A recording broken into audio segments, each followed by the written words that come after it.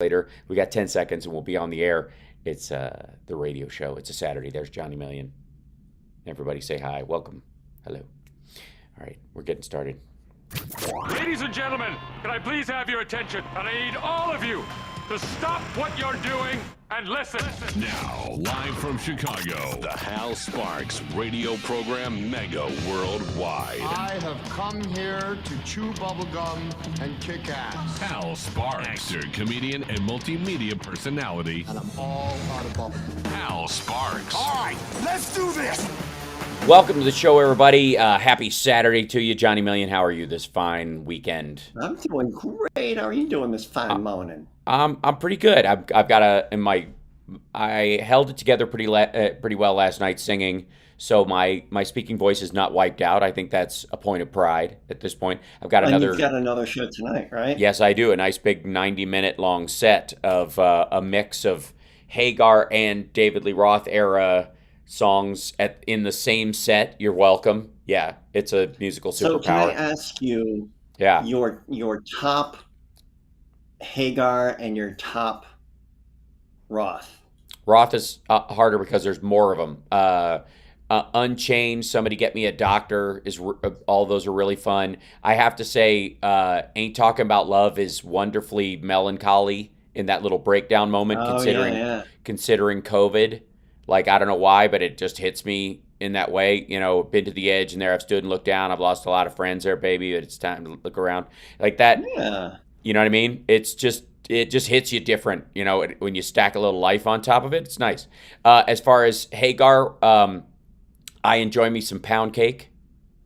That's a fun one. That's a fun one to sing. I'm not super familiar with all you wait one too, except 5150. 5150, and we're going to do Always One More, Never Satisfied.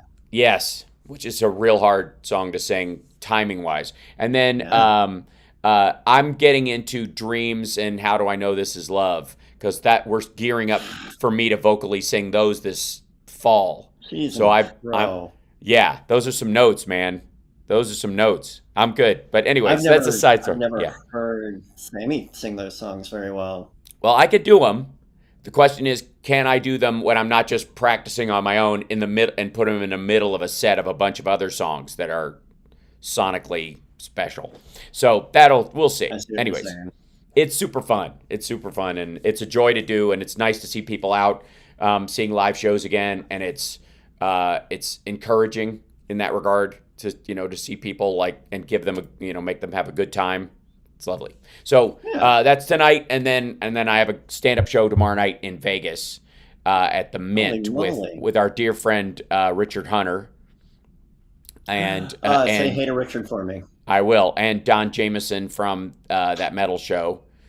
He's going to be. We're all three doing a co-headlining set at the Mint tomorrow night. So I've got to drive back because I don't trust the airlines right now, because apparently Twin Falls, Idaho. It's weird, but a lot of these little red states that have 2 senators and yet fewer people in them than like Santa Monica, California.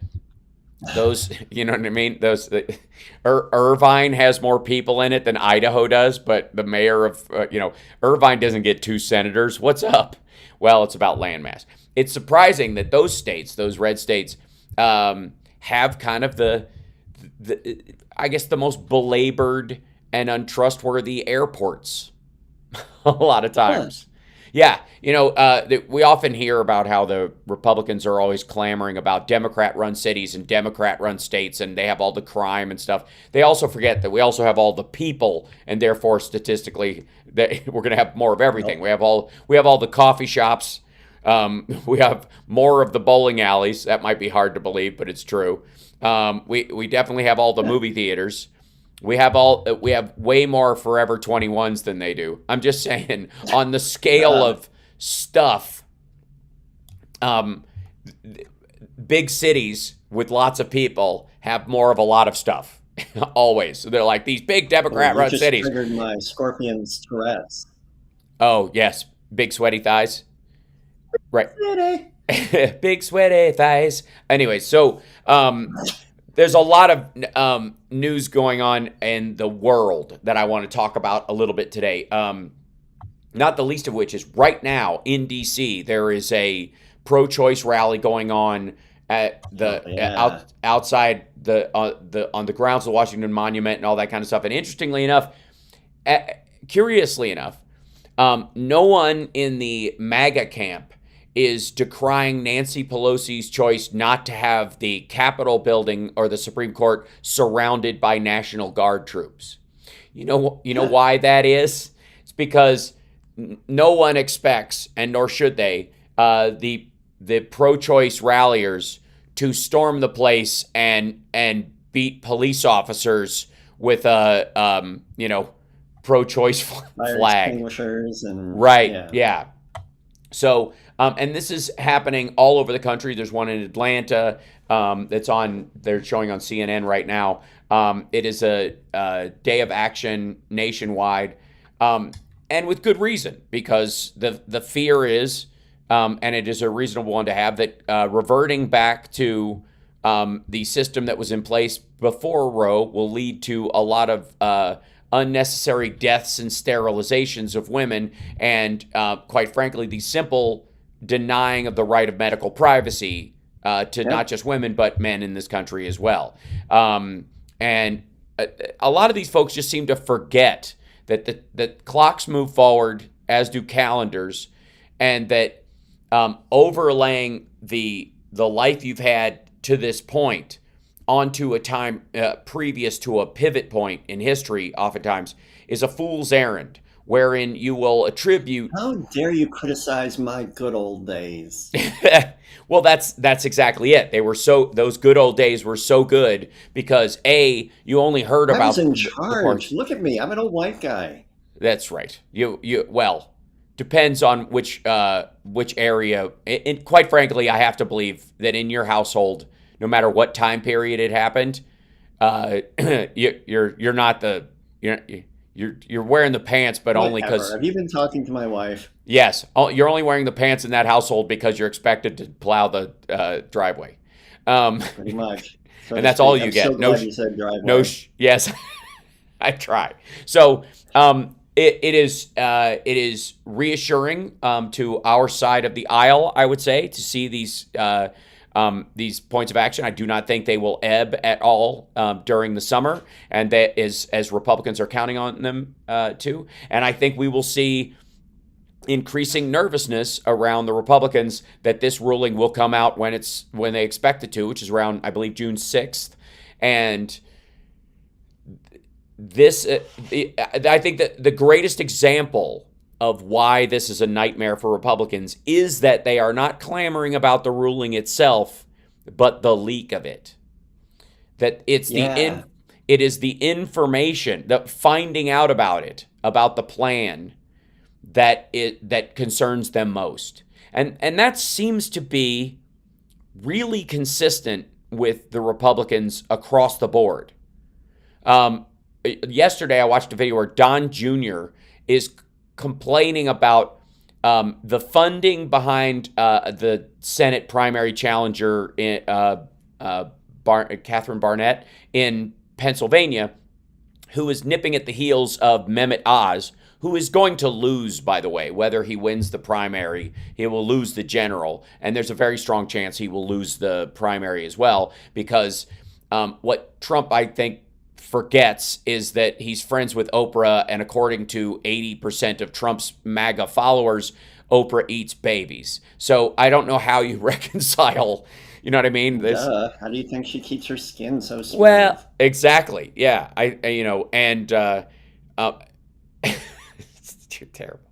But I want to say that, his campaign is doomed. And their fear is that the fallback McCormick, which will be the guy that the establishment Republicans supposedly want and makes him evil, of course, is going to be so dented by Oz going after him and the MAGA crowd going after him that Barnett's going to get through and effectively be the highest running QAnon candidate in the country in the Republican Party as she's running for to be the senator. Boy. Oh yeah. And spoiler alert, she'll lose. Oz is going to lose against Fetterman, so is she. the race there is theirs to lose, and they're doing it very well. Which brings me to Russia. So speaking of your race to lose, amazing news. We got to take a break. Amazing news coming out of Ukraine right now, relatively live over the last 6 to 8 hours, and we'll talk about it after the break. Mm-hmm. And then I want to talk a little bit about the China's gonna eat our lunch crowd on the Republican side, because they're getting increasingly adorable by the day. We'll be back. It's the Hal Sparks radio program, Mega Worldwide. Hi, chat room. Hi, chat room. Thank you, Jordan Mills, Hal Vickery. Oh, excellent. Hold on one second. Shilkoff, Jerry Cummings. Thank you. Hold on. I missed those as I was yapping because I had too many. Jordan, thank you so much. They are freaking out because they know 54+% of Republicans don't want it overturned. This is what happens when the cult calls the shots. That's exactly right, Jordan. That's why they're freaking about the leak. Mm-hmm. Thank you, Andrea. I love you too. They don't talk about the content of it. It's like, all right, well, I'm happy with the content, so I may as well freak about the leak. The Republican Party will move into the 21st century now that we're almost a quarter of the way into it. One would hope, Hal Victory. I do actually have hope about this. The question is, does a considerable amount of the Democratic world, voters, politicians, and the like, allow them back in what mea culpa will be enough, or what balancing act of okay, you've got conservative ideas that we from an older time that we can legislate and talk about because you're a human being and these are your ideas and you do feel them, versus this like MAGA monster that speaks a totally different language of politics and idea and democracy. 60 seconds, gents. Thank you.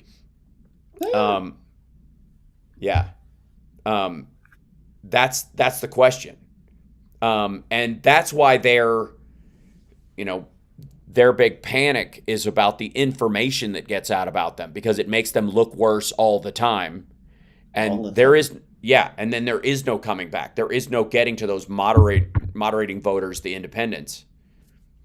So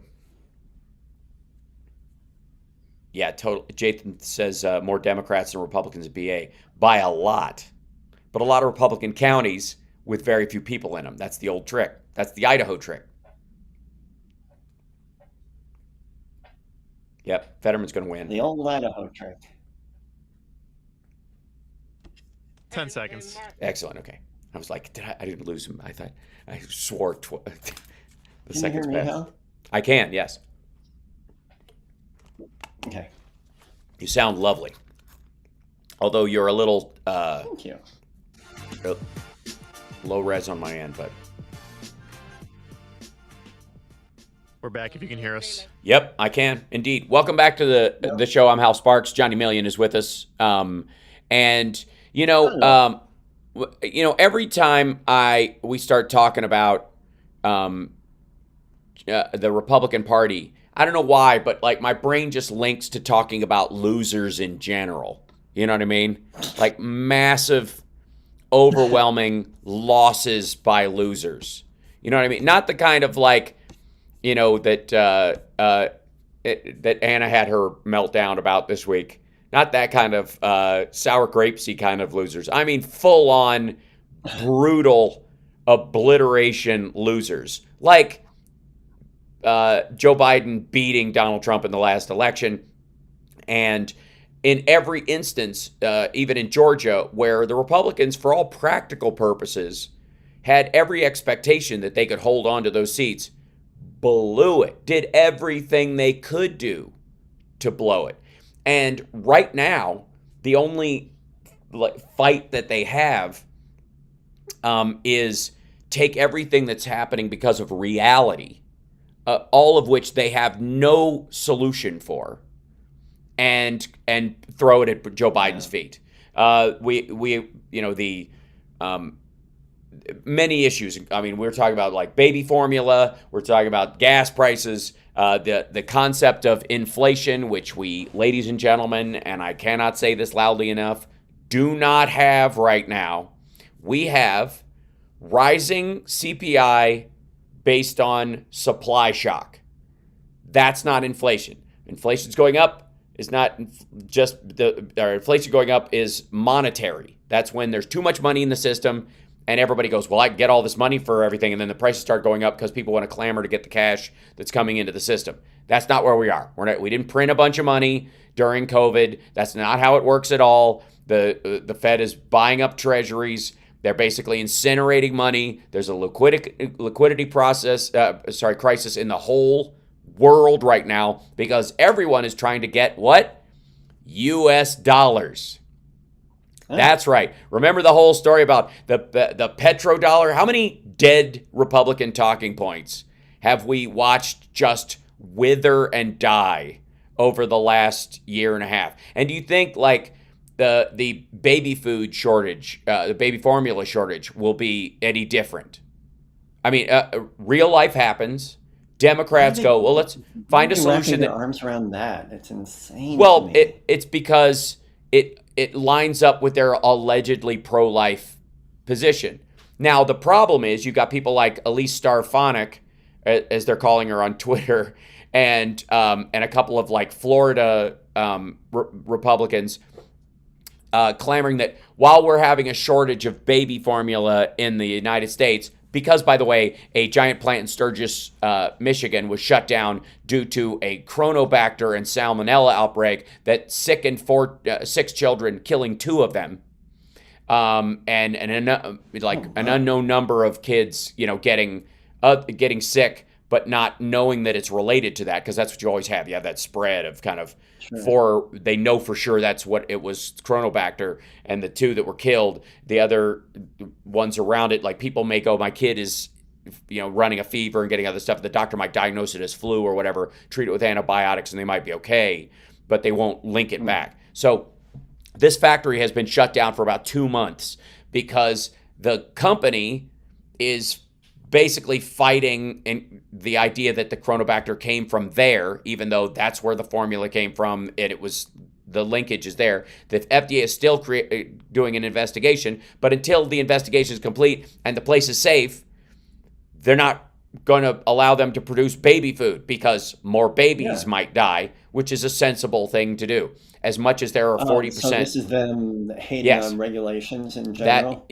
That's the funny part, is that they're just saying there's a shortage, and that the shortage that somehow they're making about, Biden policy somehow, as opposed to the fact that you don't want our kids dead. Like, it's so strange. But in the meantime, the shortage is largely in a very special form. It's for babies with digestive issues or allergies. So they make a certain amount of this special baby formula that's sold openly on stores. Specialized stuff. Okay. Yes, and it's made all at that one Sturgis plant, the main version of it. Now there are other versions of it from other companies, but a lot of people get, if it's working for your kid, you don't want to jump over to another brand or one of the organics or something like that if you're not, if you're not used to that being available. It makes people very nervous, especially when they have a newborn. You know what I mean? I've been through that. It's Yeah, you don't want a gassy kid fogging up the house. That's right.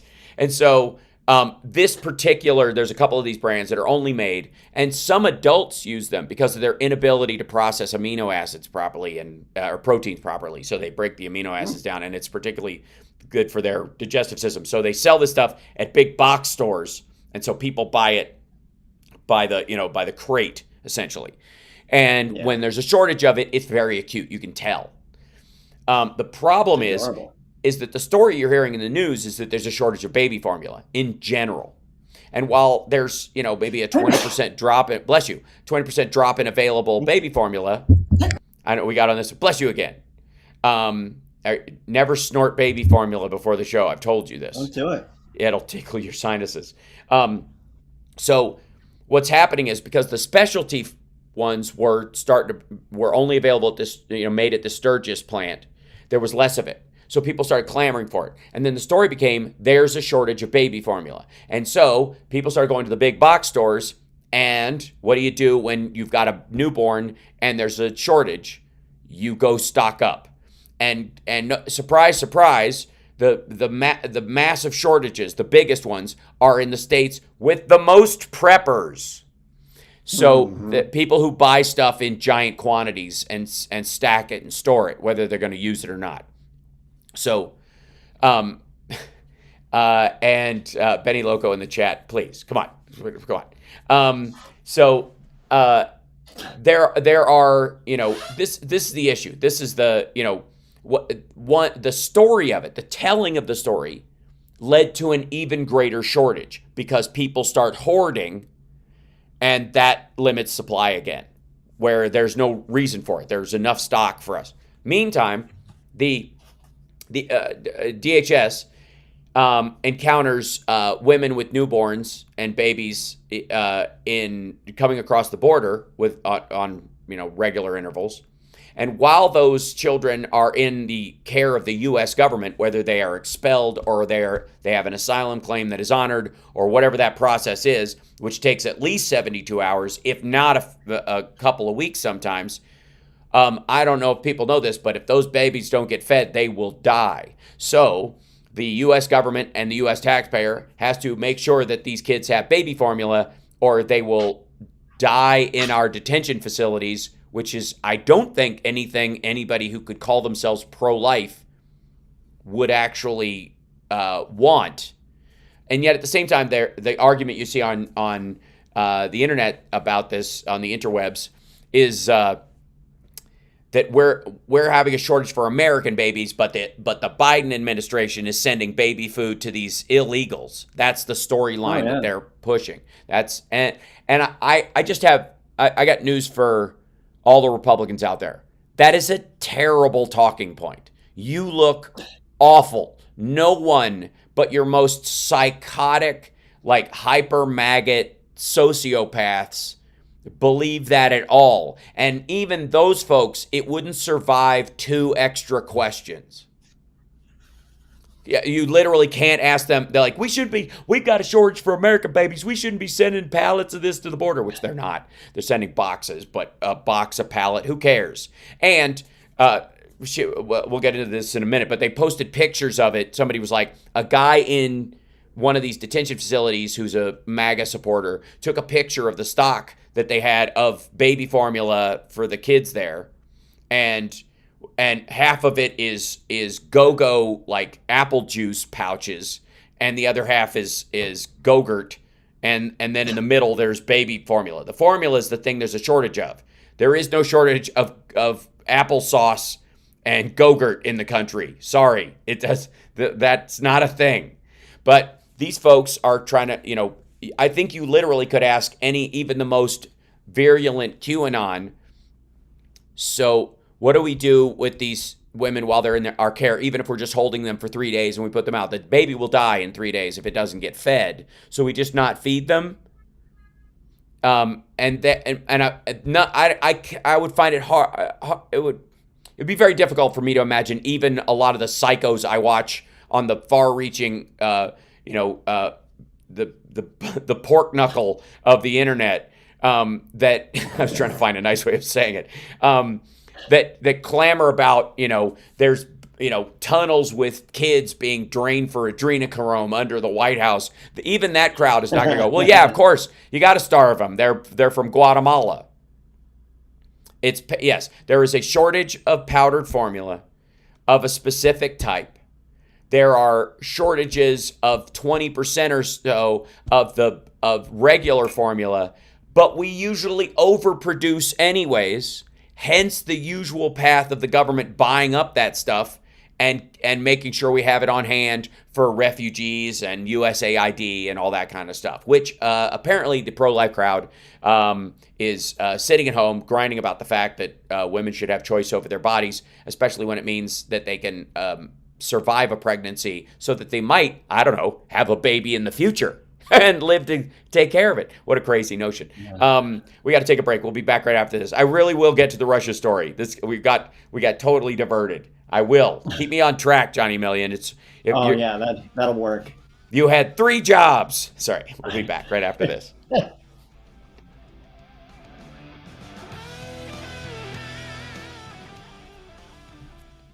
Because this is the... Hey, Hal? Yeah. Just yes. letting you know, we got Matt here. He's new and he's training on the board today, so he's going to run the show right now, and I'll be by his side. So I just want to say hi, Matt. Hey, Matt. What's going on? What's happening? How you doing? Hi. Oh, not much. Looking forward to learning the board for your show. Yeah, it's exciting. Hopefully, if there's ever a technical glitch and something isn't working, it's me. Don't ever blame yourself. It's always going to be coming from my side. So, it is your fault. Tell him how mad you get, Hal. If Matt were to mess up today, how mad you'd get. So not at all. What am I, Chink Uger? I don't yell at the help. Don't get mad at me, Hal. No, yeah, we'll I don't yell. We'll do it live. He's got a great arm. I'm gonna guess. I'm gonna go. I'll go completely O'Reilly on everybody. It'll be Christian Bale meets O'Reilly meets Cenk Uygur at an airport. Just but like screaming. He gave him my full name, my phone number, my home address, and my social security number. Right. To get all new everything. Yeah. It's terrible. Yeah, to move. Right. Yeah. I'm gonna start screaming until I get one of those veins in my forehead. I've never had one, and I've always dreamed of having one. And we'll find one for you. Thanks. Just like see if it comes up. Like forehead junkie. Here we go. All right. Also, by the way, to anyone listening, don't yell at people who are working behind counters. Thanks. Don't yell at anyone working behind a counter. Don't do it. Don't do it. Number one, it's bad form. Number two, someone will videotape you and put it out there. Yeah, and you'll get the comeuppance you deserve. Don't do it. Yeah. Don't do it. It's never the staff person's fault that the company made a mistake. And a lot of times it's your mistake for thinking that they do something they don't, or that they should have done something they don't. Quit it. Or just accept reality. If something changed, make another decision later. But chalk that up as a life lesson and choose a different coffee shop next time. Ever. Acceptance is key. And Brad Interval, I said more sprinkles. Right. Totally. Sprinkles. We're coming back. Okay, we've got 10 seconds. Excellent. Thank you. Thanks, Matt. Do you like sprinkles now? No. No, I like plain cake donuts. Plain cake donuts. That's it. What was that? Our closet door makes beautiful music. Right. And I farted. That's what I thought. Okay. No, and everybody on the radio just caught the tail end of that. They didn't catch any of the beginning of that. They don't know. Yay. That's all you got. That's all right. Welcome back to the show. All right, I'm staying on point about this because it's huge news. The Ukrainians are announcing that they have taken back Kharkiv, one of the second biggest city in the biggest city the Russians had taken, other than Mariupol, and the second biggest in the country, I believe. Very important strategically, and also allows them to get those howitzers that America and France have given them within shooting range of the entire Russian border, meaning that the pushback has started and is going to be, I mean, it's ongoing. This is how I think that they're just like, oh, okay, that's good. Yeah. This is what they've been pushing for, right? And there was the Russian forces, Ukrainian counterattack in the north continues to disrupt Russian supply lines, which choked off the area and allowed them to take back Kharkiv. The Russian forces did not conduct offensive operations in the Kharkiv direction. The main efforts were focused on preventing the advance of the troops in the area of the settlement of Vesely. The Ukrainian General Staff said on Friday the most amazing story of it is that I'm kind of amazed that it's Major General Kirilo Budanov, no relation to Boris Badenov, told Sky News he believed the Russian advances would completely stall over the summer. There's a lot of variance in story about what people think about how long this war will go on. on a practical sense, everybody who I know that was in Afghanistan or served in Iraq is saying 2 years. They have this mental note. And by the way, that has something to do with how our commanders on the ground dragged out what was going on in Afghanistan and Iraq as well. Overstating the opposition, undersupplying the push, and sort of an indecisive move forward over time, because there was no direct, like, if you bomb this city, we win. There was none of that in Afghanistan or Iraq. There was no, like, topple this and we're done. There was always an insurgency, ISIS, Al-Qaeda, that kind of stuff. So they had this mentality that this is going to grind on for a couple of years just kind of randomly. Whereas there's a really distinct ending for this, which is Russia gets out. That is a very distinct thing. And right now, the Ukrainians are basically shoving them eastward. And that's what they've been doing. They drove them out of the Kyiv region. A lot of people, I think, forget how the Russians intended to take Kiev and failed miserably. Were pushed back north and back east out of that entire area. And now they are back below the lines they had in disputed territory before this all started. And so the Major General Kirill Budanov told Sky News that he said that the Russians have basically dug in, but they're not moving forward at all. And he said the breaking point will be in the second part of August. Most of the active combat actions will have finished by the end of this year. As a result, we will renew Ukrainian power in all of our territories that we have lost, including Donbass and Crimea. The Ukrainians have recognized that the mistake they made last time around, and I think that the NATO countries and the non-NATO countries like Finland and Sweden made in 2014 was believing somehow that Russia was going to stop. Learning no lessons from Chechnya, learning no lessons from Georgia, learning no lessons from Aleppo and certainly none from the original invasion of Donbass and Crimea. Everybody was like, well, they said they're going to stop, and that's that. And these are just the Russian ethnic territories. Never mind the fact that they, of course, stacked those areas with Russians after they took the area. So yes, it's sort of like if King George, when the colonies had been there, had said, well, our reason for seizing these territories from Native Americans, for example, was because there are a lot of ethnic English speakers in the colonies. You know what I mean? Like, if you think of it that way, it's just an absurd argument. It's ridiculous, right? And we're also not talking about a time of established nations either, because even that as an analogy, because as far as people in the world was concerned, there was woods and then there was our people. That was basically the earth by a lot of people's measures. Yeah. These are well-established borders with functioning countries, with people getting on with their lives, trying to get a job as a dog walker while they started their app. Like in Ukraine, there was regular life happening there with an established border that they had recognized, that the Russians had allegedly recognized before this happened. So nobody is under the illusion now that Russia is going to stop.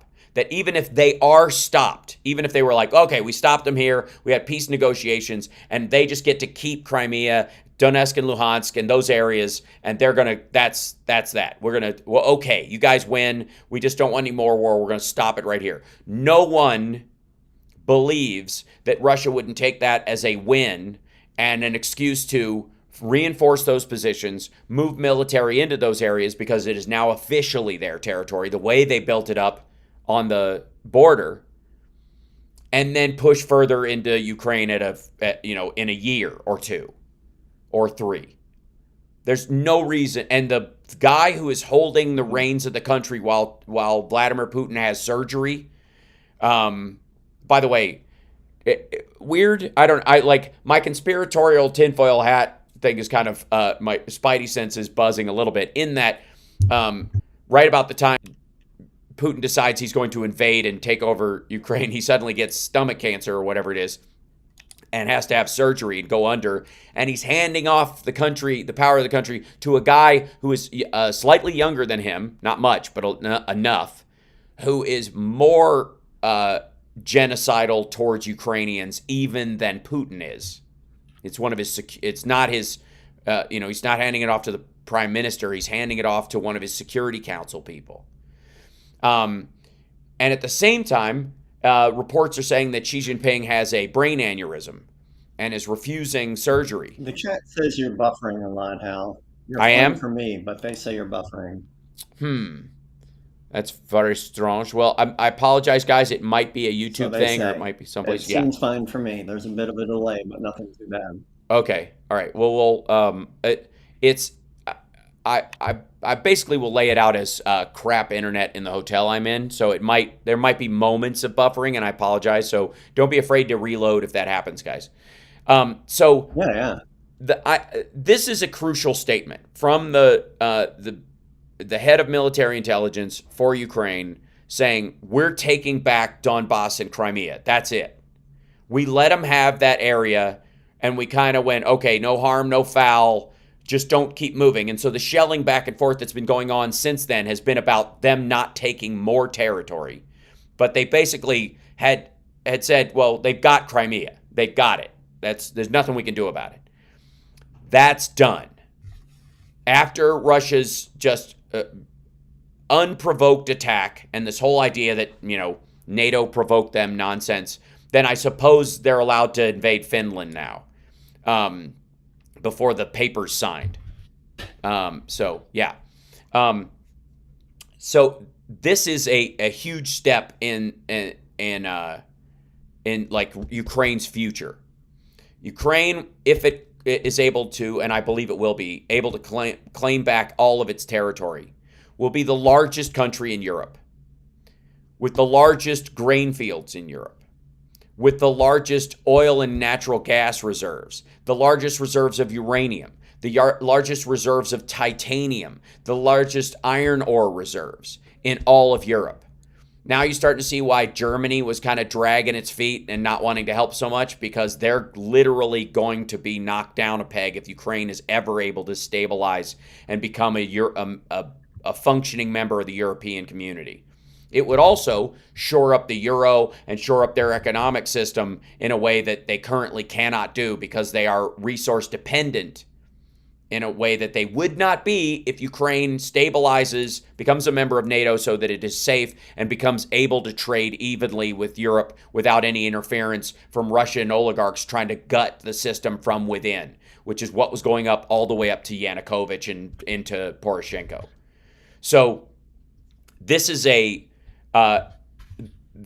fact that they're saying this, they've been bold from the beginning, and they are enraged at Russians for trying to take their country. There is every reason to believe that they will be successful, especially with the support they're getting from the United States, even with our own Rand Paul doing everything he can to deny the material support that the U.S. is going to give Ukraine. It won't stop it.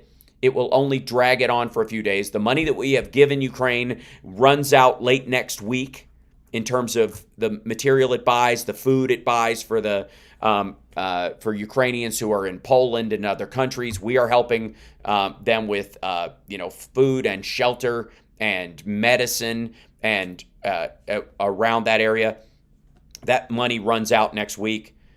If Rand Paul was successful at slowing this down more than that amount of time, which, by the way, is why they pushed up the vote, because they knew he would.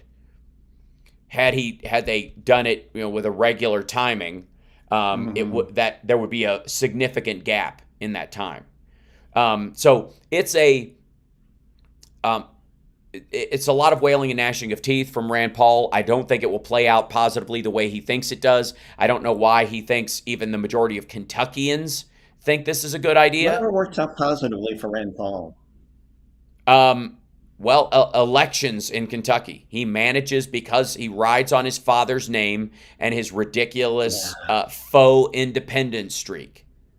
He manages. There is still a vein to be mined of anti-U.S. government sentiment in the right wing. I mean, there's always been one in the left. and on the radicals of both sides. But there's enough of one threaded through, which is partly how Donald Trump got elected, that anything the government does is terrible. Born out of that Reagan thing, the 11 worst words, or you can hear is I'm from the government, I'm here to help you, which is absurd. Because one goes, the second question, of course, to Ronald Reagan would have been, then why are you signing emergency declarations for any state hit by a hurricane, an earthquake, or tornadoes? Are you a moron? Of course, that's not the worst thing people can hear. The worst thing people could probably hear at that time was, I'm from the Russian government, and I'm here to end you. That, one would think. But Rand Paul even said, and we've seen a bunch of like hyper left-wingers run with this quote, that horseshoe overlap that these guys seem to have these days. Rand Paul saying that the U.S. government is the biggest purveyor of lies on the planet. And I had to immediately race to the interwebs and see if I had ever found a picture of Rand Paul in China. Because I got news for you, kids. You guys know I love Chinese culture. I studied Kung Fu for 27 years. I grew up watching martial arts films and fell in love. I became a Sinophiliac because of that. I have a bunch of Chinese and Taiwanese friends who live on the mainland, in Hong Kong, and in Taiwan. I deal with their geopolitics all the time in talking with them. I adore them. I love them dearly as human beings, but their government is horrifying.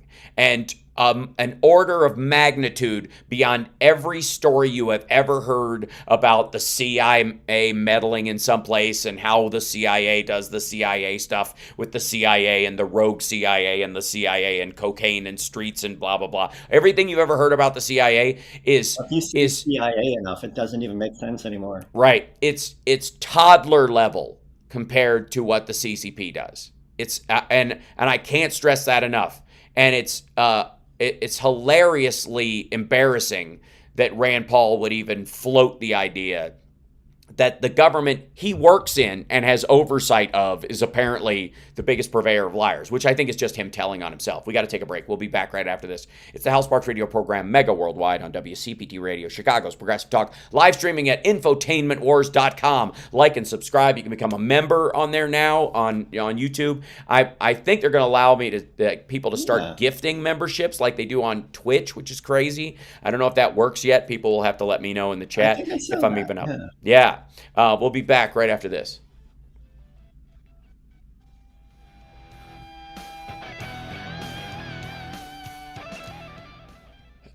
I think one of the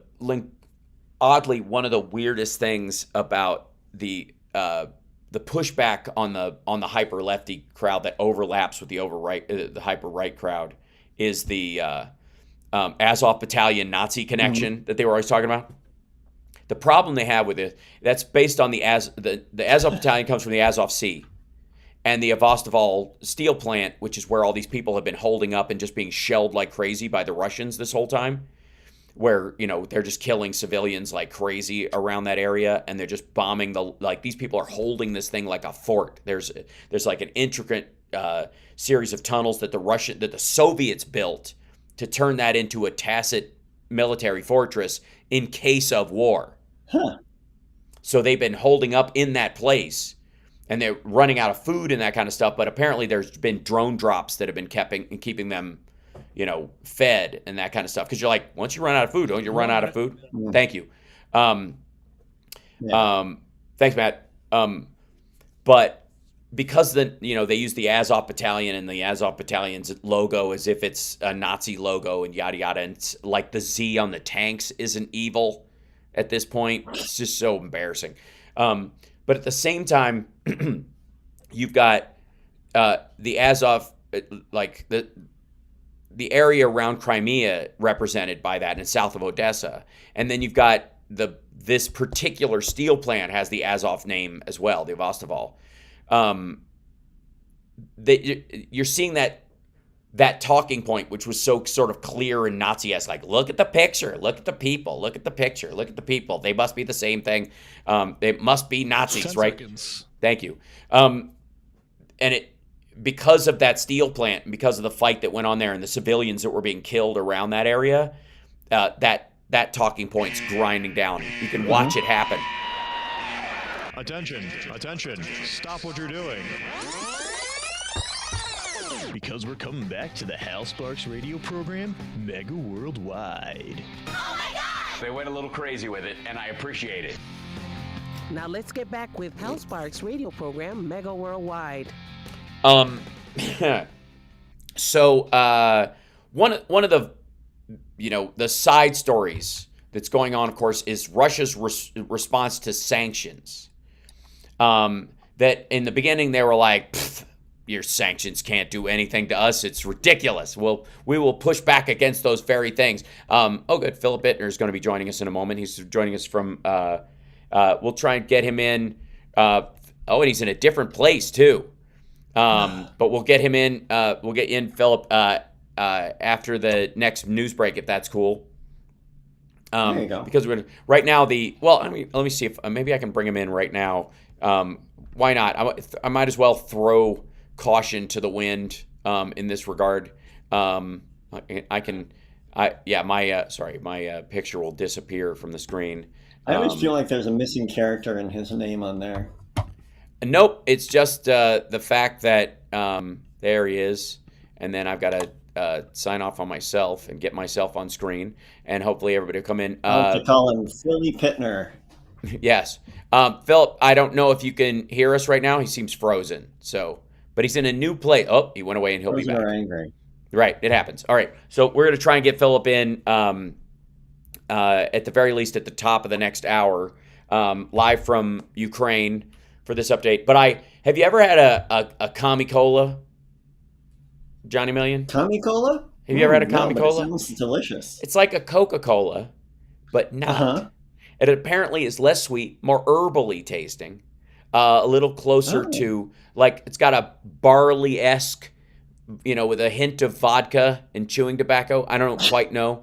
But apparently, chewing tobacco. Apparently, the rampant disregard for international copyright that China has built its reputation on is spreading to Russia, as they have had their Coca-Cola has left, and they had a bottling factory, or I don't know. Do you brew Coca-Cola? Mix, whatever. They had a mixing station there, big one, a processing plant that makes Coca-Cola, and the Russians have taken it over and barely changed the label, and now they are selling Komi Cola, Komi, which everybody's calling Kami Cola because of obvious secondary reasons to the Russians or whatever.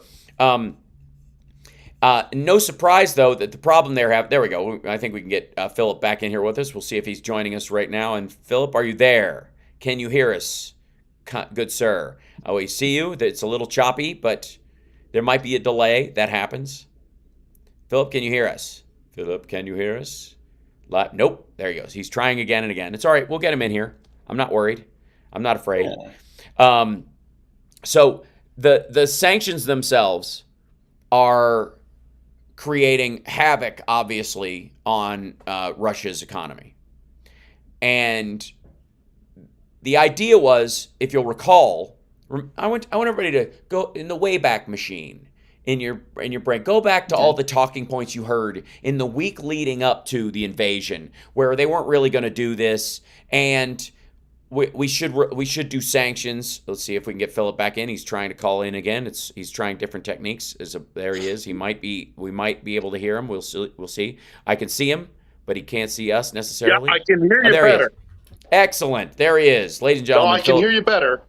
Great. We can hear you, and you've got a lovely view out the window behind you, and it should be okay. So I was just saying. Yeah, but say again, sorry. Go ahead, Hal.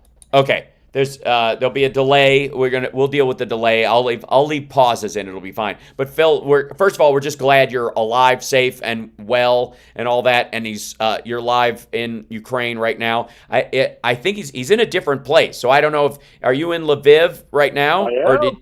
Okay, good. I had wanted to surprise you I had wanted to surprise you pleasantly, and I've gone and ruined it because of the technical difficulties. But welcome to Kiev. Right. Welcome to Kiev. Oh, he's in Kiev. Look at that. That's fantastic. The liberated city of Kiev, the long liberated city of Kiev. Now we've got about 5 minutes before this break, and we'll get into some stuff after the top of the hour with Phil. But I wanted to kind of tee up what I wanted to talk about, which is if you go back in the Wayback Machine of how people were talking about this in the early 3 weeks of this war. And of choice by Russia. Let's be abundantly clear. There was no gun to Russia's head. There was no direct threat. They did not respond to being fired upon. There was no 9/11 moment that they can blame. They simply were like, they got nervous and decided to kill the person next door. Yes, right. Just Nazis, and we got a Nazi right now. So we do not see any Nazis, but we're going to look for them and find them. And when we do, boy, they're in trouble. So then... the week before them leading up to this, and then the 2 weeks in, the story being that Russia has amassed an enormous amount of they've got a chokehold on Europe because of oil and gas. They've got control over Europe because of especially Germany, and they will forever. This is even getting off this will take years. At the most a year, or at least a year, if not many years, for them to extract themselves, and that. Financially, they have amassed a pile of gold and currency, and they're going to force everybody to buy oil in rubles. So they're going to shore up the ruble, and they've got this strategy that'll allow them to sort of fortify their economy against the U.S. and international sanctions, and that's really the smart ploy that they have. And also, they've got an enormous military. It's the second in the world. As I like to say, they've got the number 2 military in the world. By all standards. It's not the second best, but it is definitely the number 2 military in the world. Number 2, baby. It is and the story was they've got every ability to like basically create a fortress financially for themselves, and bam, they're going to show the Western world what war looks like. And here we are 76 days into it, depending on how you look at it. And those predictions not playing out very well. They're playing out like Ray Dalio's view of Chinese hegemony and the economic structures of the world circa 2019. And it gets worse by the day. Now, I broke, like we talked about the story breaking, Phil, and we got a couple minutes, and like I said, hold your thoughts until the top of the hour so I can really get the lead into this. But the fact that Ukraine has taken Kharkiv and have protected it, basically driven back all Russian forces around Kharkiv, which is enormous, not just for the city and the safety of the people there and the fact that they've reclaimed one of their cities, but strategically, all those weapons that the United States have given, including, I think, of the 148 howitzers we've sent them, 146 have arrived and are in use, quote, in theater close to the east, and can shoot something like 12 miles farther than anything the Russians have. And that, almost singularly, beyond that and the Phoenix kamikaze drones and the other stuff, is 100% why you are seeing the Russians now officially holding less territory than they did in the disputed territories before the war started. And the Russians pulling back in some areas all the way to the Russian border. It's enormous. It's incredible. It's and the announcement by the head of the head of the Ukrainian intelligence that they're not going to stop until they have Donbass and Crimea, because the lesson they learned from 2014 is never again. We gave Russia the benefit of the doubt once, and it was so much to talk about. Yes, is so much to talk about, and we're going to take a break, and then we got the news at this hard break. We'll be back right after this with Phil live in Kiev in Ukraine. We'll be back right after this.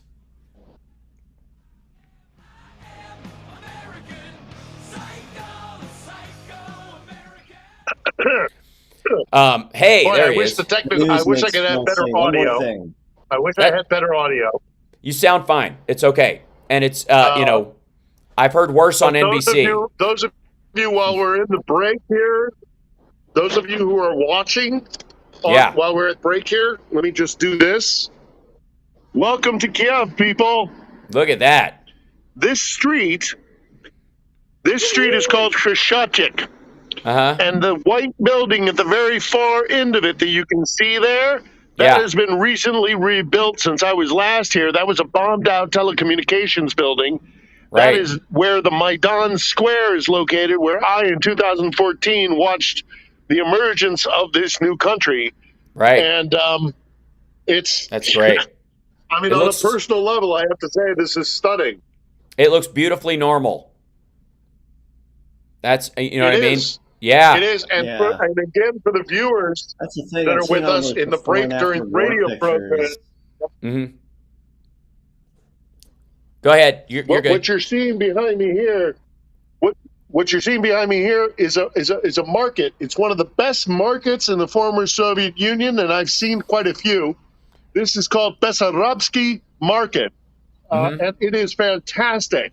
And how, when you come here, we will go there and we will get pickles like you have never had. Well, look out. If I had a nickel for every for every guy who's offered me a pickle. Yeah, right. That's fantastic. I insist. That sounds now that literally made me hungry as an antipasta. That's but my audio is coming through loud and clear. The street sounds are not too much. It's all good. You sound great. You sound like you're on a really strong phone connection, and we will deal with the delay. That's just natural, and people can, it's just part of it. Yeah. I hear lots of flatulence. That's diesel engines. There's a lot to talk about, Hal. Yes. There's a lot to talk about. Indeed. So I'm going to I'll incorporate a little bit of the Chinese economic system into our conversation as well, because I don't know if you've heard this story. You probably have, but the wives of women in the Yvostov steel plant are trying to get like Xi Jinping to intervene and tell them to stop shelling the place or whatever. Like, this has been a story. It feels like a delayed story from about a week ago, but I don't, Well, that Ava Steel story, is a heartbreaker. Yes. And they seem to be trying to pressure China into getting Russia to kind of call off the dogs in this regard, because China needs the wheat. Is the weirdest thing. Like, more than almost any other reason, that's the reason you could probably believe that it's a reasonable request, or that there might be some level of pressure going forward, because I think China's starting to view that they're backing the loser in this thing, and since face is so important. Yes, they are.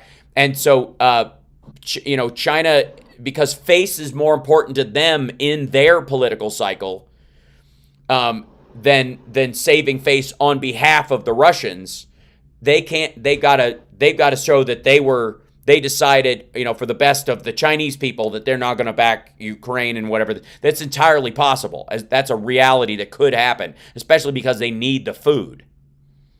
So we'll talk about that coming up a little bit, but I want to get your update on, because you're in Kiev. Yeah, and as much as I hate to use the terminology, I got a bomb to drop. Okay, great. Yeah. 1 minute. Okay, thank you. I wanted to find this. Hold on. Not that I use that phrase with Sure. Yes. We've got to come up with better analogies. I think that's the other casualty of this war is fighting analogies. Enough, right? Like we got to figure something else out. Yeah. So yeah. Well. Even yeah. Let's see. Okay, and now hopefully, as the kind of sun sets, I've got a ring light here. Hopefully, as the sun sets, it'll be very pretty. We get a little more clarity here. But for those who are watching online, is there any kind of We can see your beard loud and clear. That's right. Is there any kind of curfew or anything like that still going on? Yeah, there's a 10 o'clock curfew. So in about 2 hours.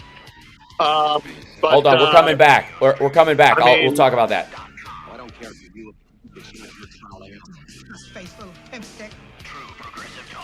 Might be a good time for you guys to give up. Welcome back to the show. Happily joining us right now is our dear friend Philip Bittner. He's in Ukraine. He moved on from Lviv and is now in Kiev, the reclaimed capital, which never was lost, but was at one point on the target list for Russia, and will go down in history as one of their worst failures militarily, an embarrassing one, and glad to hear that. So, Phil, I'm going to, because of the delay back and forth, it'll be hard for us to kind of have a chit-chat conversation. So I'm going to try and tee you up and allow you to say a piece, and then we can kind of bounce back and forth. But primarily, give us the update there. And I understand that you have some, a bit of news to break from there as well. Yeah, I'm sorry for the delay, but it is what it is. And in terms of I've been coming to Kiev for 21 years, and there's a very weird atmosphere in the city. I've never seen anything like it before. It's kind of like a stunned, like somebody who comes out of some sort of like a bomb blast or something. Sure. They're alive. They're walking around. They're live and talking, but there's this kind of stunned look in their eyes. The city kind of has this overarching feeling about it that is kind of like we're going to talk about a lot of things, I suspect, here, but as I've been back in the capital, I've had an opportunity to meet with some people that contacts that I've cultivated over many, many years, most especially since the Maidan. And what I'm hearing from the Ukrainians is that they intend to go for the whole hog. And that is to say, they want every inch of ground that was taken from them in 2014. That includes Donbass, but most notably that includes Crimea. Mm-hmm. Their military plans, they have actual military plans and a strategic way of obtaining this goal of regaining Crimea. And to me, if you'd said that to me even 2 months ago, I'd said you're crazy.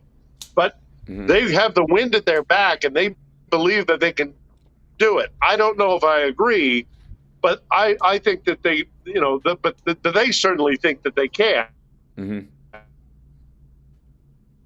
Now, the significant bit of information is that I have been increasingly, since we last spoke last week, Hal, I have been increasingly thinking that we need to stop in the West. We need to stop looking at Ukraine as an into of itself. Right.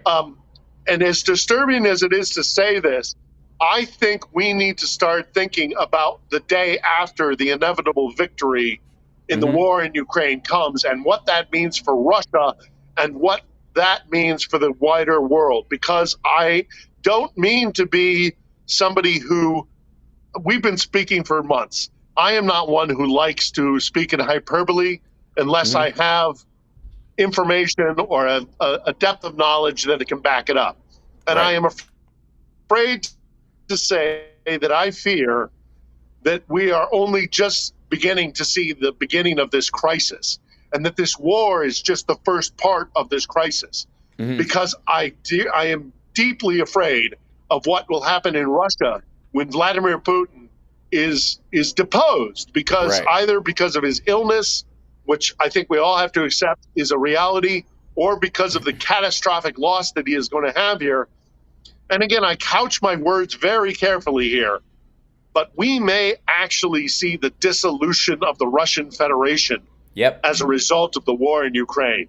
So Ukraine as a war, I think, is a fait accompli. It's done. the Ukrainians, against all odds, are going to succeed. They are going to be a nation. The question of the landmass that exists between the Adriatic and the Black Sea will be resolved after centuries, and that will close an enormous chapter in European history. Mm-hmm. But what that means for Russia is a catastrophic defeat that may very well result in the dissolution of the Federation. Now, there will always be a Russia, but the Russian Federation as it stands now is made up of 22 republics, many of whom have nuclear weapons silos on their territory. Mm-hmm. We were deathly afraid in 1991 when the Soviet Union fell apart about the proliferation of small republics and small groups having nuclear weapons. Well, we dodged that bullet, mm-hmm. and in many ways we dodged that bullet because we turned a blind eye to Putin. Mm-hmm. Yeltsin, we had years to prepare for a Yeltsin collapse, and whether it was his Grey Cardinal Alexander Voloshin or his daughters, most notably Svetlana, they were able to arrange for a way for Yeltsin to leave the center stage and for Putin to come in. This time, it's going to happen quickly. Yeah. And because the way the government has been, and Russia for centuries has been this way, but certainly in a post-Soviet era with Putin, the center of gravity has always been Moscow, and the center of gravity in Moscow has been Putin. So if you remove Putin from that equation, you have a lot of satellite states that are suddenly going to just spread out there. And I don't mean to be a doomsayer, and I hope mm-hmm. I'm wrong. And I think that there are ways to avoid this, but I am deeply afraid that we are only seeing the beginning of this crisis and that the Ukrainian war was just the first step. I agree. I will say here's one of the things that you can tell is going on geopolitically in terms of the Biden administration, the DOD in the United States, and probably to some degree our intelligence community working in concert with our allies.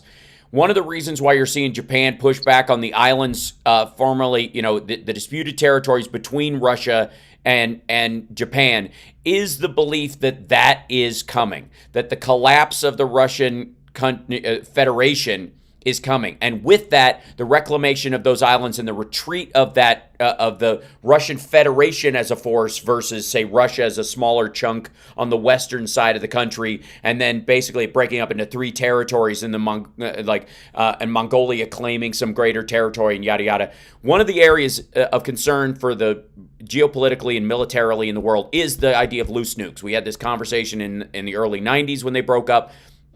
And a lot of the conversation about Ukraine giving up their nukes and basically dismantling them, if not handing them over, was an important aspect of the story. Oh no, you're back. Yeah, you were a little staggered for a second. But what I'm saying is that the AUKUS agreement, which has a lot to do with Chinese hegemony in the South China Seas and the like, also involves Japan and these nuclear submarines that are going to be built by Australia and be able to be deployed out of that area. Some of that is about, I believe, those nuclear sites that are in the eastern part of Russia if and when Russia collapses, because people are looking at a 10-year shelf life of Russia, even without the Ukraine crisis, even without the war in Ukraine. There is an element of the rest of the world, the Western world specifically, going, okay, when this falls apart, and it will, there are going to be loose nukes we have to worry about. There's going to be territorial disputes that are going to spill over and create terrorism in certain areas of the world that will spread down through the former Ottoman Empire and the like. We have to worry about that because of our relationship, in NATO as well. But Russia's demise is going to happen. It's a matter of time. And Ukraine, the idea was for Putin, the Russian Federation, Hal. Yes, the Russian Federation. But as we understand it, Russia, with its territorial borders, as we understand it right now, and its existence as a functioning government under that federation, has a shelf life. And the idea was for Putin was, it's relatively inevitable, but there might be a way to staunch the bleeding until we find a cure. And Ukraine was that ticket. The idea was attack Ukraine, take their oil and gas reserves, their food reserves, make yourself crucial to the European continent. You can shore up your financial backing. You can maybe get your demographics back online a little bit, more in line with the rest of the world through a pump and dump adoption scheme in the country or something like that. But that was part of the strategy. The problem was, instead of Putin's strategy to stop it, hastened it. That's what it was for. Russia. Yes. Yeah. But also, in addition to that. Wait. I take it back. I'm so sorry, but it is That's okay. I take it back because we have to take a break. Hold that thought, and then we'll come back and we'll be able to do it, so we don't have to worry about the delay. This is a Hal Sparks radio program, Mega Worldwide, on WCPT Radio, Chicago's Progressive Talk. Now with 100% more Johnny Million, and Philip Ittner is live with us in Kiev, Ukraine. We're talking about what happens after Ukraine kicks the duck snot out of Russia and drives them back to their old borders. We'll be back.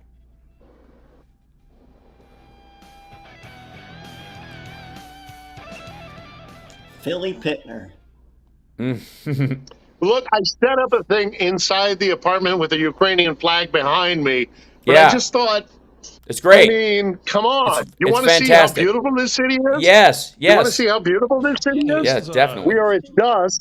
So we're kind of at the golden hour, which those of us who work in television will know what that means. Right. Somehow the light is most beautiful right before dusk. So that's the market right in front of me here. And that's pre-Soviet down cement. There, as I say, and this is Khrushchev. 30 seconds. And this is okay, Khrushchev. 30 seconds. Gotcha. This is the thoroughfare. This is basically Main Street. Mm-hmm. And it's, as I've said so many times, one of these days I'm drinking champagne on Victory Day in Khrushchev. Yeah, you absolutely will be. I'm only here in a kind of reconnaissance hold on. 10 seconds. mission to find an apartment to take me through the rest of the war. Mm-hmm. A lot of my equipment there. So I'm sorry back. for all the kind of delay and kind of... together. That's okay. This is the Hal Sparks. Give us a second. Wow, and a guitar note, and then progressive, and all. Yeah, it's gonna be good. Hey, Hal, did you mean something like this? This is the Hal Sparks Show. Wow, and a guitar note, and then progressive, and all. Yeah, it's gonna be good. The Hal Sparks radio program, Mega Worldwide. Yeah, it's gonna be good. We're back officially now. Philip was giving us a phone tour of Kiev during the break because, and it's funny that the architecture in Kiev is strikingly not Soviet. It's very Russian. It's very old, sort of old world, sort of semi-Gothic, but it's not that concrete, neo-modern Soviet stuff where like any decoration that doesn't support the governmental view of superiority is a waste of materials. It's actually beautiful architecture. It's a really wonderful thing to see.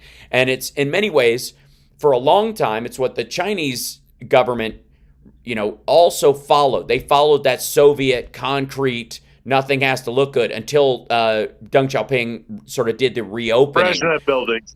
Yeah, right. It's all Brezhnev buildings. That's right. So there's a couple of stories, and I want to get your take on them as well. And then I'm sure we have questions in the chat at infotainmentwars.com or at twitch.tv/HalSparks.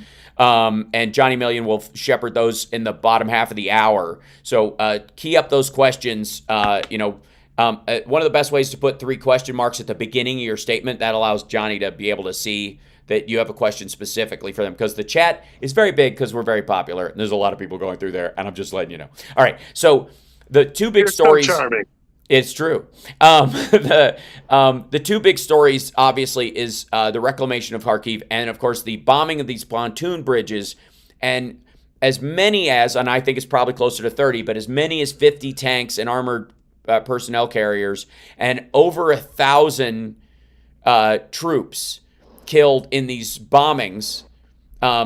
as they tried to sneak around behind, crossing these rivers through these bridges they were making themselves. And the Ukrainians discovered it through a drone flying over the area. They spotted them, and that was the main artery. They were going around one of the roads, and they got rid of it. They finished it this week.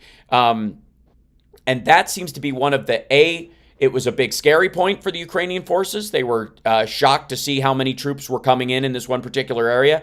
But once they discovered it and they've shut it down and cut off that supply line, it was so crucial, and the Russians had relied on it so heavily that it basically destroyed the entire battle plan of the Russian military for that area with one strike.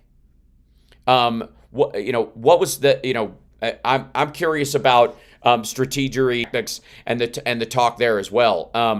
Thing about is he or I mean, we talk about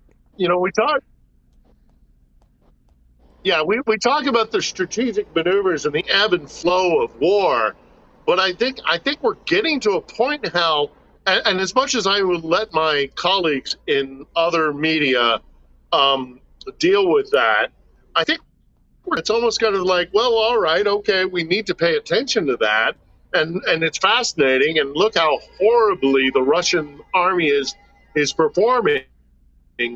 In addition to how amazingly the Ukrainian army is performing, but we need. I mean, the war is, as I say, it's almost a fait accompli. I don't see a scenario where Russia obtains even one of its military goals, right? And that is going to be so devastating for them. So while that river crossing, if you watch the video of that, it is just brutal. It's a chicken. You Southerners, you lovely Southerners, have a saying for it. It's a chicken. It's a chicken coop. It's not a. Yeah. It's a. They're all in one place. Yes. And you're just shooting ducks in a barrel. Shooting ducks in a barrel. I mean, and so,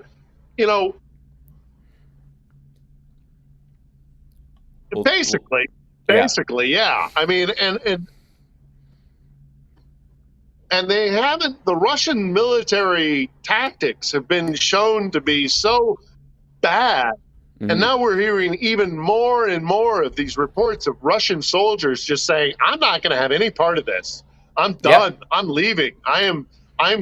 Even reports now that Ukrainians are putting out, and of course, look, it's the Ukrainians, so you kind of have to. Take this with a grain of salt. But the SBU has put out a report saying that they have intercepts, saying that Russians are talking to one another and saying, basically shoot yourself in the foot. Yeah. Wound yourself so you don't have to go to the front. You don't have to get involved in this fight. Right. And when you get to that point, you are nearly at a complete and utter rout. Right. This war is I don't see a way for Russia to succeed here. I just don't. Right. And as far as Kiev is concerned, I mean, I'm going to go back to Lviv, but then when I come back here, I'm going to do a series of vlogs, and you're going to see how lovely and wonderful this city is. But also, in addition to that, at some point, and we'll put a pin in this, but you and I have to talk about the media at some point. Yes. And the media coverage of this war. Because I've been able to now come here and a lot of people moved to Lviv. A lot of media networks have moved from Lviv, where it was kind of like, when in the initial stages, they were like, it's safe enough for us to put people there. Right. But we're going to stay there. We're not going to be in Kiev. And then when things kind of turned and they've been moving here, I've now been able to touch a lot of people in the media, and I won't go into it in great depth because I want to talk to you about it in a larger extent. Right. But there's another point to be made in how the media has been covering this war. Well, I think yes, I agree. I think there's a understanding of Libya or even Iraq or Afghanistan. Whereas this is there are two things, and let me address both of them. I could, folks, if there's an issue with buffering on the channel, I am recording this show as well, so I will post it after the fact if you want to watch it after, because I've got a fairly decent recording of it on my laptop when we're all done. So if it was laggy and you missed parts, you'll be able to go back and look, and I apologize. It's just the nature of the confluence of so many sources and this. The one thing I will say is that what you see in Wi-Fi. Yes, hotel Wi-Fi is always a problem. One of the things that you notice from the press's handling of this is what I would say is sort of a train wreck of what would be common wisdom or generalized, past being prologue ideas about war in a modern warfare setting, where they are still addressing the conflicts like this as if it's Chechnya or Georgia or even Iraq or Syria or Afghanistan, when in the last 10 years the nature of warfare has changed, and it's such at such a giant interval that it is likened to the invention of the bow. The intelligence available through drones, satellite images. There are guys, multiple people on the internet right now who are tracking Russian troops and Ukrainian troop movements using satellite imagery and news reports and geo-tracking of where phones are in general areas and that kind of stuff. At such a refined level that it would qualify as top secret even 10 years ago, if not 15 years ago. The open source intelligence available in this war to almost everyone is extraordinary. The only people that haven't caught up to that idea seems to be the Western media and the Russians. The Russian intelligence and military commanders seem to be lost in a war in the late 30s or something. And the Western media is sort of talking about this as if it's 2014, or even in many ways, pre-1991, Russian militarization in satellite states. And it's not, and it never will be again. The world has changed that much. The U.S. is absolutely right. Yeah, right. Never. No, you're absolutely right, and I think that is incredibly important as we in what is called military circles, the after action report. When we look back on how we both in terms of what happened with armor in this war, because of drones and because of sighting with artillery because of drones, and also the information warfare and how that was conducted. All of those things, when we analyze what happened here, will be vitally important. But again, to get back to, and this is my personal kind of thing about this, because I've studied this part of the world for so long, is that what bothers me so much is that there is no comprehension that this is of massive, without a doubt, and I say this with conviction, as a man who has covered the Iraq War, the Afghanistan War, Libya, Syria. I've been to a number of wars in my life. This is without a doubt the most important war that I will cover in my lifetime. Right. Unless we see an open conflict between America and China, which I will defer to you, but I think that is a highly unlikely scenario. But I'll defer to you. But saving that, this is the most historically important war that I will cover as a journalist in my life, because this solves, as I said earlier, the question of who controls this isthmus between the Adriatic and the Black Sea, which has been an open question for Europe for centuries, and it will deny Russia an access, a southern access to European power, and by doing so will massively restrict Russian power.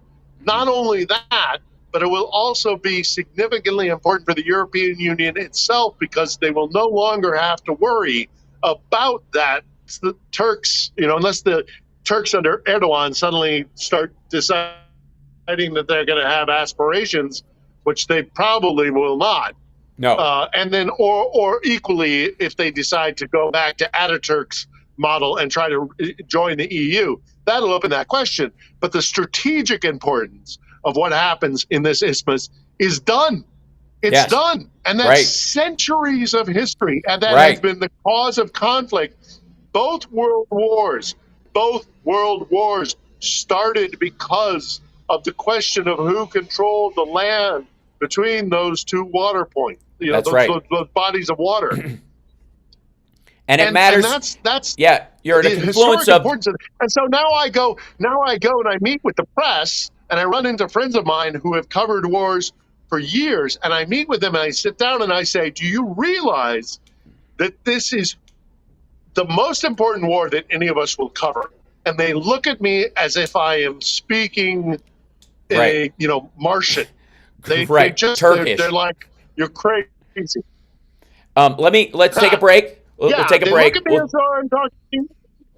Right. Crazy. Let's take a break. We'll be back right after this. It's the Hal Sparks Radio program, Mega Worldwide on WCPT Radio, Chicago's Progressive Talk. And in the next section, we'll have questions. And also, I will tell everyone why there's not going to be a war between America and China. And if they did, China would lose horribly. And they would have a Ukraine experience if they tried to go into Taiwan and get used to the idea. We'll be back.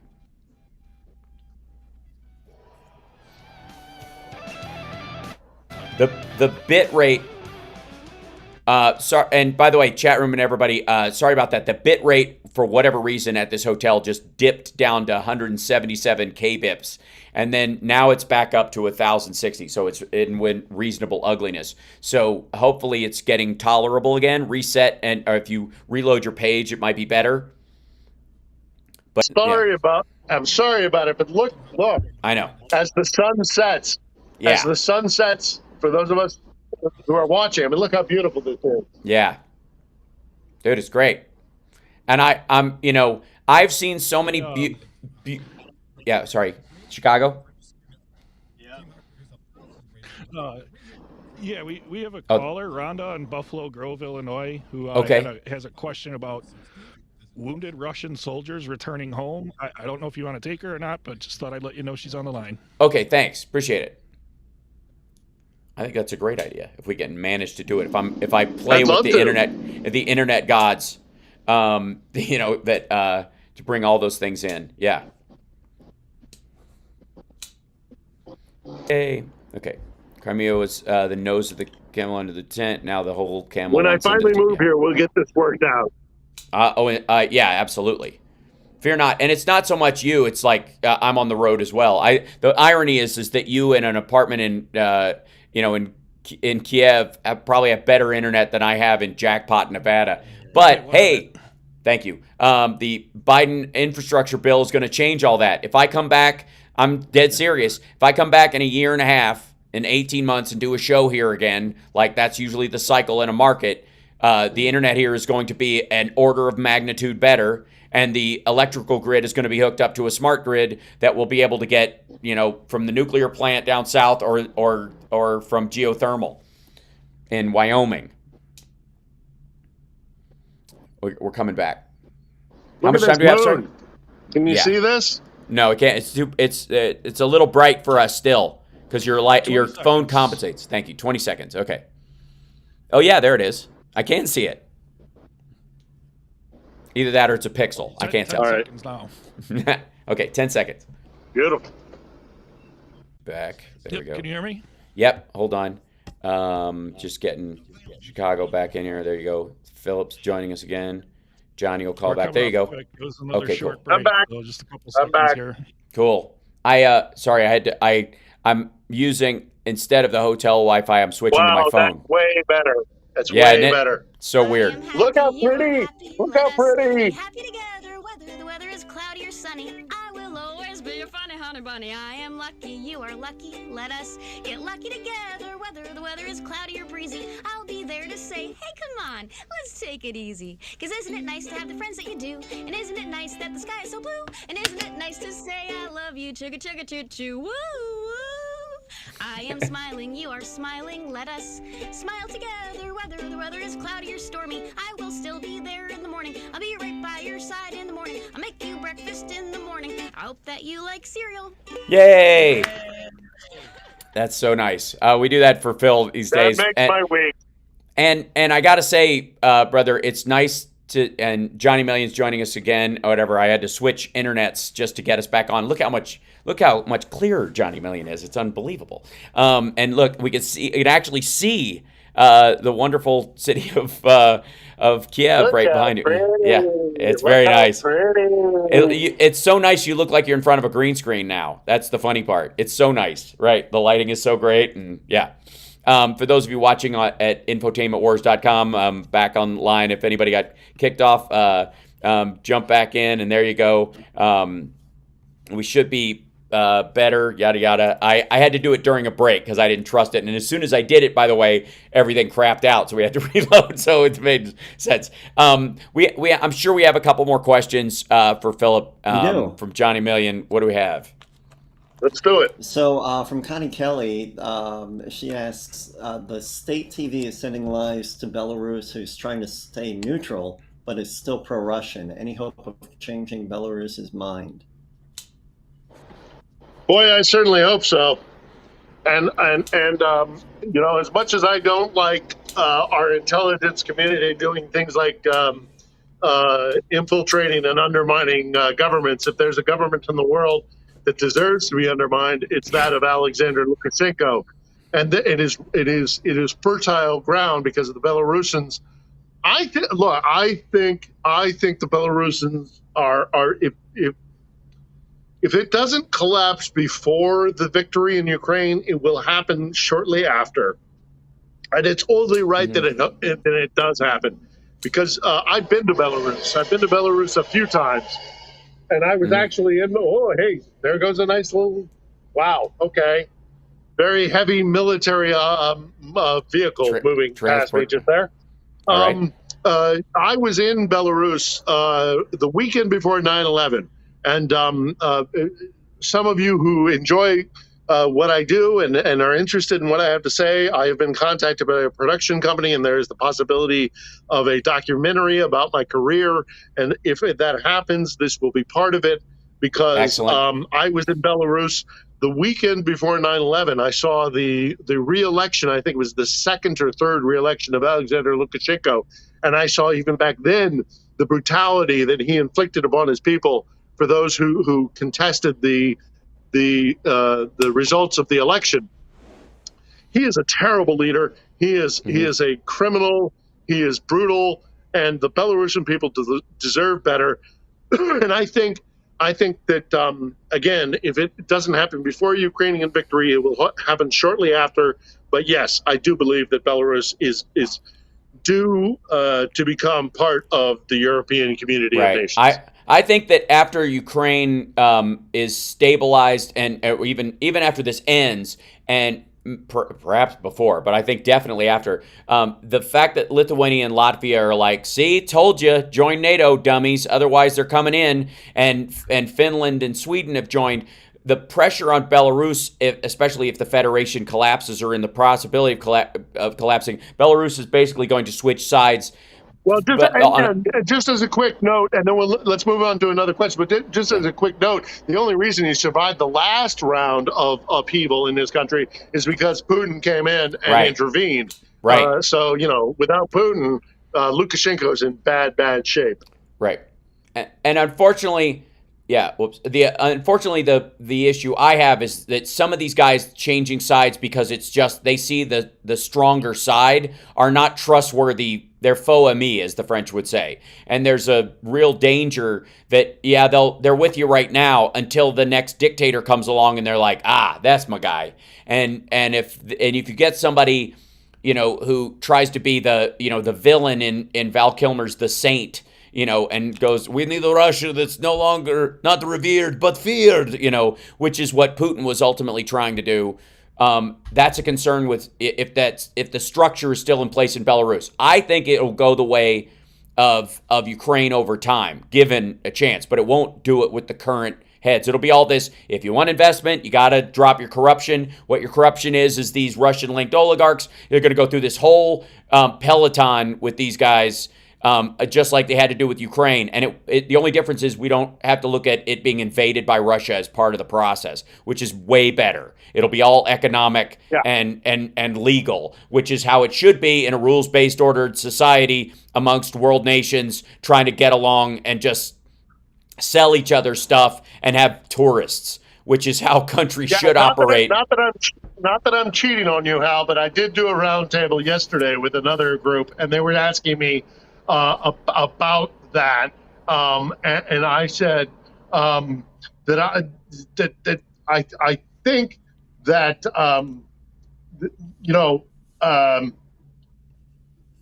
there are those increasingly within Europe who are starting to realize that this is actually happening, and that Ukraine is going to be, and these other states, Belarus and Ukraine, are actually going to become members of the European Union.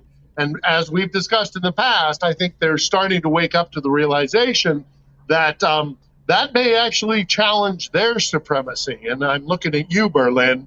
Right. So that's right. That's why the dragging of their feet in Germany. That's why. It's specifically why, because they will be toppled as the lead government, the power player. Germany and France have been jockeying back and forth as the power players in Europe for a very long time because of size. Right. And one of the things that have kept them, when I had this conversation, one of the things that kept them from that neighborhood of nations is the corruption issue. And the corruption issue, I think, will be resolved in the aftermath of this war, because I think that a lot of people are going to be like, there has to be a reason. That all this blood, there has to be a result. So there has to be something needs to be delivered after all of this. And I think the Ukrainians are definitely going to clean house. And when they do, they will become part of that neighborhood of nations, and it will change the dynamic of Europe. Mm-hmm. Yeah, no doubt. And I think to some degree, Germany has a little bit of the exercise of control that they are going to lose a little bit of because of their importance. I mentioned this earlier. Ukraine has, we know about its grain supplies. We know now, and if anybody bothers to listen to what I've been clamoring on about for the last couple of months, that one of the reasons for 2014 was the discovery of oil and gas deposits, not just on land in Ukraine, but around Crimea, between Crimea and Odessa. Those lands. It's one of the main reasons, besides having a port and all that stuff, that Russia wanted that, because if you get Crimea, you get the waters for about 250 miles out, and that's oil and gas. You're going to get in there, and that'll supply. You have an even more bigger stranglehold. But also, Ukraine has the biggest uranium deposits in all of Europe. It has the biggest iron ore deposits in all of Europe. It has the biggest veins of. It has a population that is incredibly technically savvy. Revolution here. Yep. There's an agribusiness here, and I'm going to catch myself before I get a lot of criticism here, because I did lose the plot. I should have reversed that about the corruption in Germany, but I lost the plot a little bit because look how pretty. I know, it's so beautiful. I'm like, this is a broadcast quality. I mean, like, I have. In the size of a small suit, I mean, like, not even a suitcase. I mean, we would have killed for this. Oh, God, I got to keep correcting myself with my analogies, but I have the capability to be an entire broadcast organization. In the size of a team. I mean, this ring light countering this beautiful backdrop. It's great. It's just amazing. So I'm sorry I lost the plot a little bit there, but no, it's exciting. Pretty, right? Yeah, it is. Those not watching, you can watch later on at infotainmentwars.com or on twitch.tv/HalSparks, or even on my Facebook page at the Hal Sparks page. So what I do want to address, and we've only got a couple minutes left, let me do at least one more question. Is there another question there, Johnny, we can grab real quick? Just because I feel...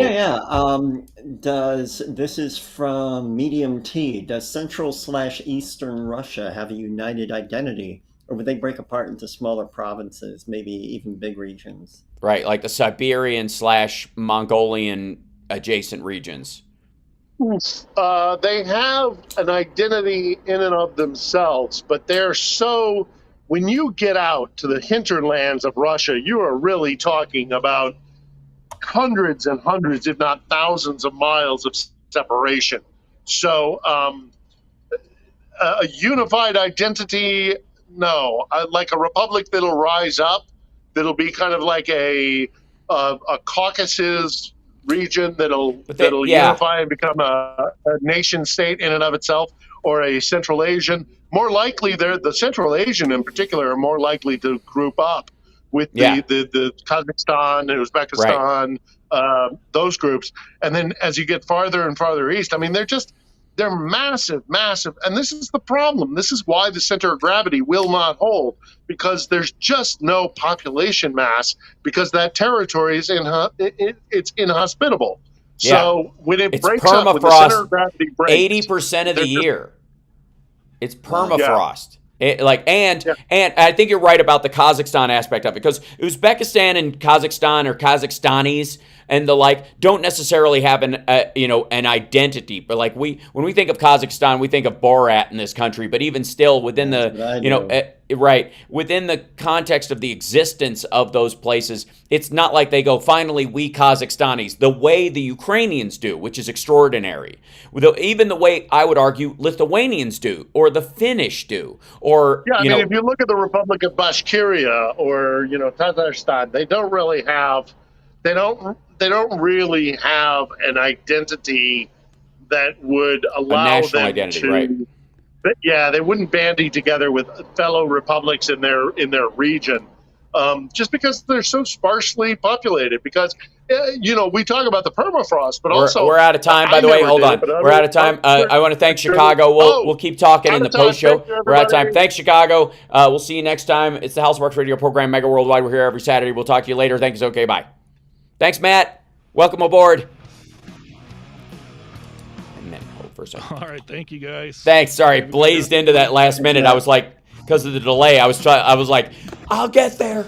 Thanks so much. Okay, hold for a second, and then we'll talk a little bit after the break for a second, and then I got to run out the door because I got band stuff. Right. I kept going like, but anyways. We got to get hand signals figured out. Totally, yeah. Or there's a little side chat in the interview thing, but it's just another thing to watch that is a pain in the butt, I think. So, God, this is beautiful. Look at that. I know, it's great. Look how pretty. Great. Yeah, it'd be funny if we were just describing something completely inappropriate that Phil was showing us. Like, Phil, put your shirt down. Jesus, right? Yeah, right. Yeah, like that's the thing about your radio. Landscaping is beautiful. Yeah. So, okay, since we're out or whatever, we could do maybe a couple more questions of the.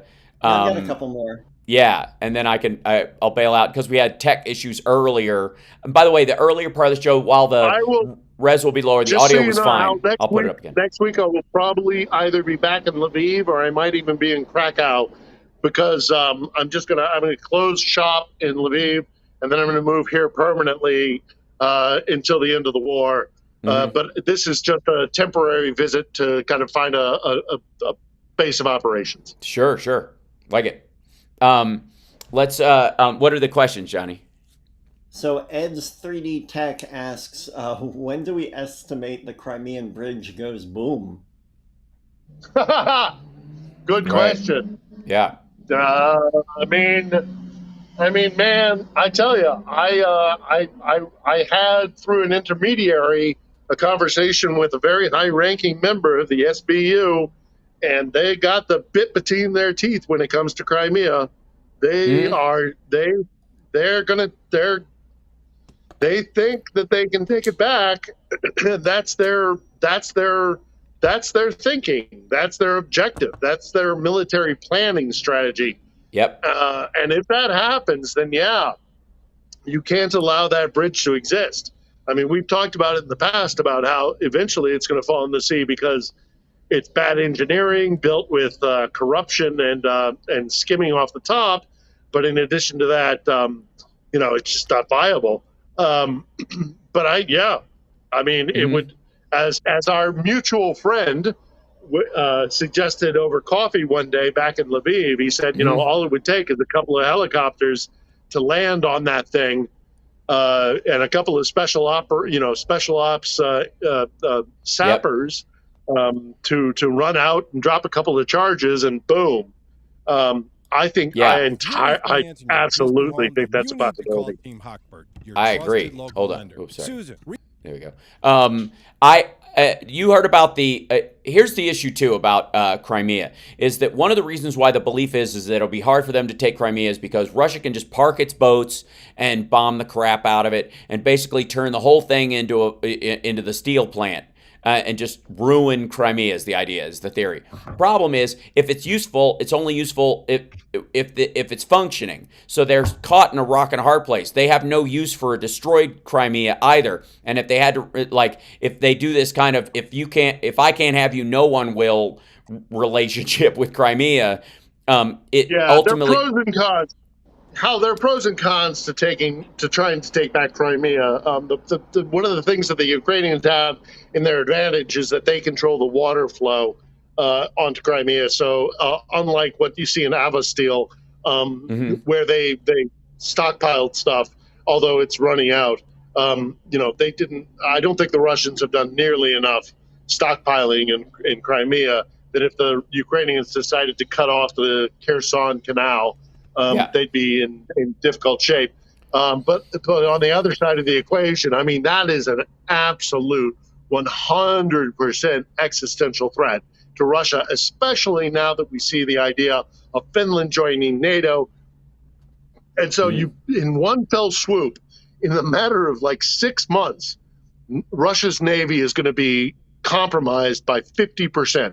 Their Baltic fleet will be compromised and boxed in by Finland joining NATO, and their Black Sea fleet will be destroyed or compromised or what have you, because of Ukrainian efforts. I mean, that's just, to lose 50% of your Navy in 1 6-month period to a country with no Navy. I don't know how to they don't have a Navy. They have submarine fleet. Their submarine fleet, which is really important to them because it's their first strike capability. Yes, their surface fleet is nothing to croon about, but their submarine fleet is significant, and that's because they built it up because they wanted to be able to strike us. So the subs are a big deal, but you can't support the subs. No, I mean Ukraine. Ukraine has no Navy and is going to be singularly responsible for the decimation of the Black Sea Fleet. What the hell? You lost half your Navy to a country with no Navy. I mean, just wrap your head around that. That's bananas. I misunderstood you. Yeah. Yeah. No. I mean, amazing. It's mind-boggling how terrible it is. And by the way, Russian subs, we all think of the Russian submarine fleet even as the hunt for the Red October, because the Red October was a disaster scenario book about what if the Russians get a nuclear sub like we have. The funny thing about the story, and what I think people don't recognize, is that did you ever see the movie Firefox? It's a Clint Eastwood film, right? About the Russian stealth fighter that operates by voice command, and which is really hilarious. And he had to remember how to say fire aft missiles in Russian in the middle of a dogfight, and that was he'd forgotten his Russian. It was just a weird plot point. But the idea was, and there's all kinds of stories about who's funding those kind of movies to kind of puff up the idea that Russia had this big military, and the Chinese did the exact same thing for years, which is, funnel some money into these movies that make Russia look like a big monster we all have to be scared of. And that propaganda war was valuable, and it happened all over the place. We're going to find that for years. Those tendrils exist. The Chinese ones are very overt. They're embarrassing. But the Russian ones were very subtle for a very long time. And the Hunt for the Red October story is what most people think of when they think of the Russian Navy. They think of a nuclear sub that can park right off of DC. The Russian Navy is still. The Russian submarine fleet is a force to be reckoned with. But yes, I agree with you. Now, Johnny, if you have another question, that's great. Yeah. But if you have to run, Hal, you got to give me warning, because before you run, I got to show you. Now that the sun is set, I got to show you this street. Show us right now. Question, yeah. You want to do it now? Yeah, yeah. Okay, show us right now. This is so great. Look at this. Oh, it's great. It's pretty. It's beautiful. I mean, it reminds me of, being in Berlin or being in Monaco or, any of the great cities of Europe. It's just such a lovely, that's the sky. We don't see the moon. That's the top. There you go. Can you see? Can you see anything there? Okay. Sorry. Only your ceiling. There you go. Oh, there's the towers. There they are. Just gorgeous. And we're gonna, you and I at some point are gonna have to do like a lovely long city. Yeah. I'm gonna do my documentary, My Time with Phil, on my own at some point, where I'll have a sit down interview there, and we'll go back through all these videos and talk about what we were talking about and how we hooked up and all that kind of stuff over the years. I think that would be lovely. And if anybody wants, if this documentary about your career doesn't include me giving him the real juice, I don't know what this world's coming to. All right, one more question. Well, shoot me a DM. I'll connect you with the producers. I love it. Okay, Johnny, give him one more question, and then I got to bail out for music Smith stuff. Wants to know if there's a snail mail address that they can use to correspond with you. If Russians are trying to sneak into my chat room and expose them. I won't be able to do it because I'm over here. But if you want to send me stuff, I do have a mailbox in Napa, California, where one of my dear friends lives. And so when I go back to Northern California, where I'm originally from, I stay there. And that is... Hold on. Don't give out anybody's live address on the air. No. Oh, come on. No, I wouldn't do that. I have a mailbox of a PO box. Okay, Gary. But I'll tell you what, you're absolutely right. I will pass it along to you, Hal, and you can put it out as you see fit. That's a great idea. Okay, I'll post that. That'll be a great way to do it. Excellent. All right. Well, much love to you, Phil. I'm glad you're doing well. We the last couple of days we were like, "Where's Phil? Hope he's all right." A long straight journey. We're not done yet. Nope. We're not at the. What's the old Churchill saying? We're not at the end. Yeah. Roundabout way. We may be at the beginning of the end. We have come to the beginning of the end. And we must gather our spirits in these moments. This may not be the end of the whatever it is. This may not be the beginning of the end. Hopefully, this is the end of the beginning. Right. Yeah, we're turning the corner here. I think victory in Ukraine is an inevitability. What happens after that, we'll have to see. But stay posted, and I'll keep doing this as long as I can. And guys, everybody, we ran out of time for me to talk about sort of a China update, and I'm going to do that as a separate video because it's a lot going on. The yuan is collapsing. Their economy is in basic free fall. They are suffering mistakes that they created themselves, and on top of that, the Russian sanctions are affecting their economy as well because they were dumb enough to think they could survive by putting their hand in Russia's pocket for a little while. And it was a terrible mistake. It's the idiocy. So we'll talk about that later. Awesome. Well, take care of yourself. Thanks, everybody. Johnny, Hal, it's a highlight of my week when I get to spend time with you. So thanks so much. It's lovely. All right. We'll see you later. Go have a pickle. Okay. Bye. Pick a leg.